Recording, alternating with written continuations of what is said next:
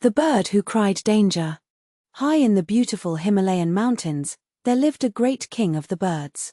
He was a wise and noble golden eagle who looked after thousands of birds in his flock: parrots, sparrows, kingfishers, doves, and many more.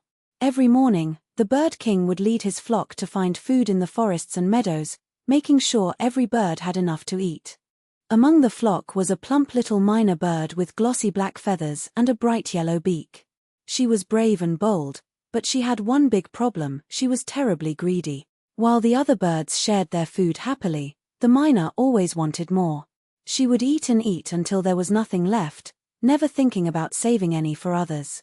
One day, the greedy myna discovered something wonderful. Down by the busy road that wound through the valley, grain wagons passed every day, and rice, beans, and seeds spilled from the heavy sacks onto the ground. It was a feast just lying there for the taking. But the myna did not want to share this treasure with the rest of the flock. So she flew back and told everyone a lie. "Stay away from the valley road," she warned in her loudest voice. "It is terribly dangerous. Huge wagons thunder down that road," the myna cried. "Massive oxen and wild horses charge through without warning. Elephants stomp along the path, crushing everything in their way. If you go there, you will surely be hurt." The frightened birds huddled together. "How brave our sister is," they whispered, "to bring us this warning." They all agreed to stay far away from the valley road. And that was exactly what the greedy myna wanted. Every morning, the myna secretly flew down to the valley road all by herself. She gobbled up mountains of spilled rice, fat beans, and sweet seeds until she could barely fly. Day after day, she grew fatter and fatter, while the rest of the flock searched hard for food in the forest. She always returned looking satisfied, but told no one where she had been. "The road is still dangerous," she would say with a shake of her head. "I checked again today. But greed has a way of making us careless." One morning, the myna was so busy stuffing herself with rice that she did not hear the rumble of a heavy wagon approaching. The wagon wheels thundered closer and closer. By the time the myna looked up, it was too late. The cart wheel clipped her wing, sending her tumbling into the dust. She cried out in pain, her wing badly hurt, unable to fly back to the mountain. When the myna did not return that evening, the bird king grew worried. He sent a search party of swift sparrows down to the valley. They found the myna lying by the roadside with a broken wing, surrounded by piles of spilled grain. The sparrows gasped. "There is so much food here. Why did she tell us this place was dangerous?" They carried the injured myna back to the mountain, and the truth of her deception was revealed to everyone. The great bird king looked down at the injured myna with sad, wise eyes. "You warned others of danger," he said gently, "but only to keep the food for yourself. Your greed made you careless, and the very danger you used as a lie became the truth that hurt you." The myna hung her head in shame. "I was selfish," she whispered. "I should have shared." The bird king nodded. "Remember, children, those who deceive others to feed their greed will one day be caught by their own lies." Moral: those who deceive others to feed their greed will one day be caught by their own lies. The Deceitful Jackal. Long ago, in the great city of Benares, a magnificent festival was held every year. The people decorated the streets with flowers and lanterns, cooked mountains of delicious food, and set out sweets and treats in every courtyard and alley. It was a joyous time for everyone in the city. But outside the city walls, in the dark forest, a scrawny jackal with sly eyes watched the celebrations and licked his lips. When night fell and the streets grew quiet, the sneaky jackal crept into the city through a broken drain pipe. He gobbled up every treat he could find: sweet cakes, honeyed rice, sugared fruits, until his belly was round and tight. The jackal ate so much and felt so comfortable that he curled up behind a market stall and fell fast asleep. He slept so deeply that he did not wake until the bright morning sun was already high in the sky. The jackal woke up in a panic. The city was already bustling with people, and guards stood at every gate. If anyone spotted a wild jackal in the city, they would chase him with stick. He was trapped. The clever jackal hid behind barrels and crept along walls, desperately looking for a way out. Then he spotted a wealthy Brahmin walking alone toward the city gates, and a devious plan formed in his cunning mind.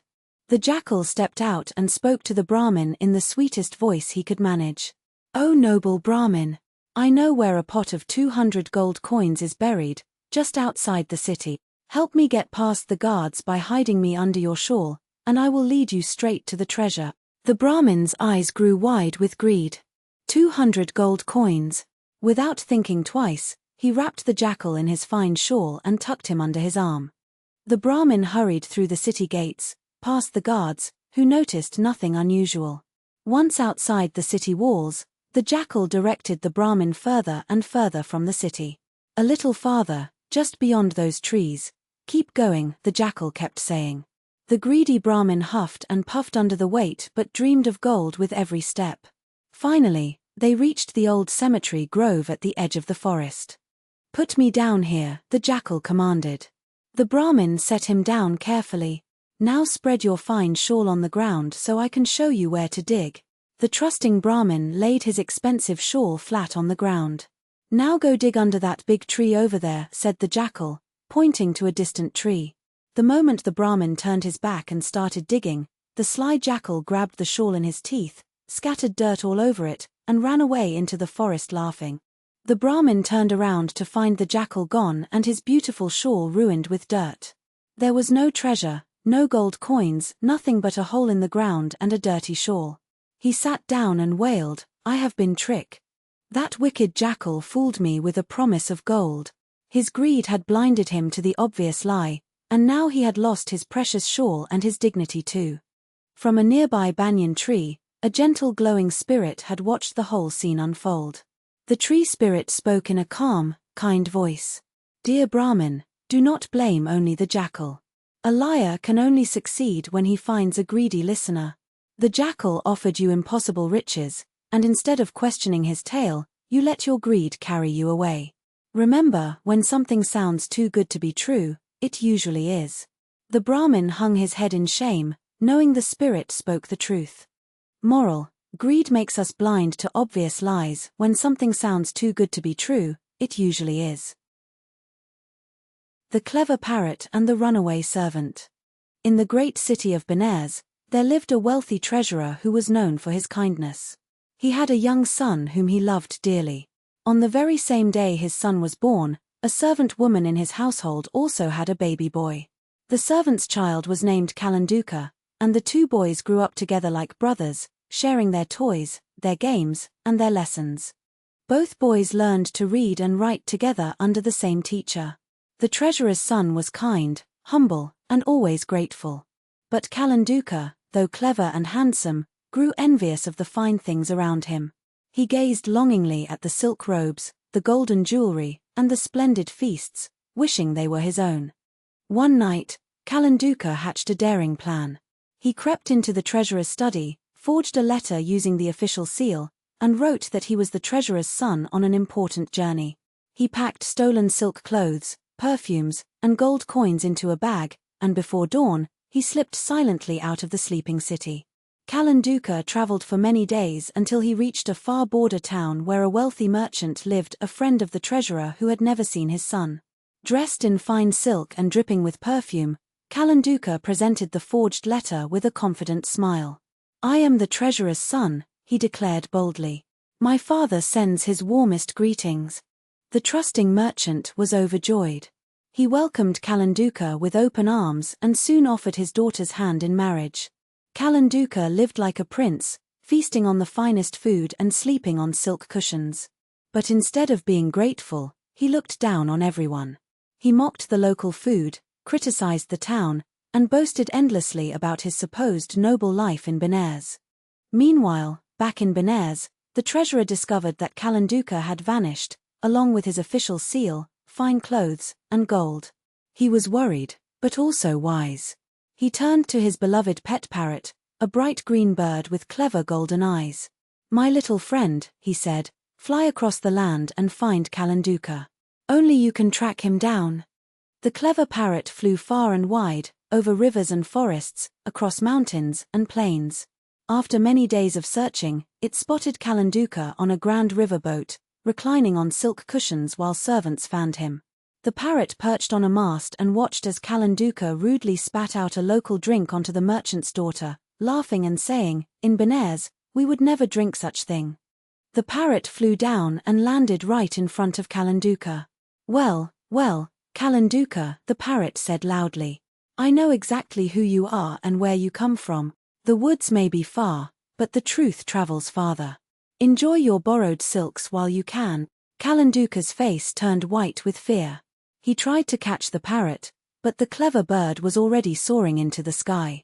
The parrot flew swiftly back to Benares and told the treasurer everything: where Kalanduka was hiding, the forged letter, the stolen marriage, and his ungrateful behavior. The treasurer shook his head sadly and sent his men to the border town. When they arrived, the truth came out, and the ashamed merchant realized he had been deceived. Kalanduka was brought back to Benares in disgrace. Standing before the treasurer, he hung his head in shame. The wise treasurer looked at him and said, "You had every chance to earn an honest living, Kalanduka. You could read, write, and craft beautiful things. But instead, you chose to steal and pretend. Remember, a borrowed feather does not make a peacock. True worth comes from honest deeds, not from pretending to be what you are not." Moral: a borrowed feather does not make a peacock. True worth comes from honest deeds, not from pretending.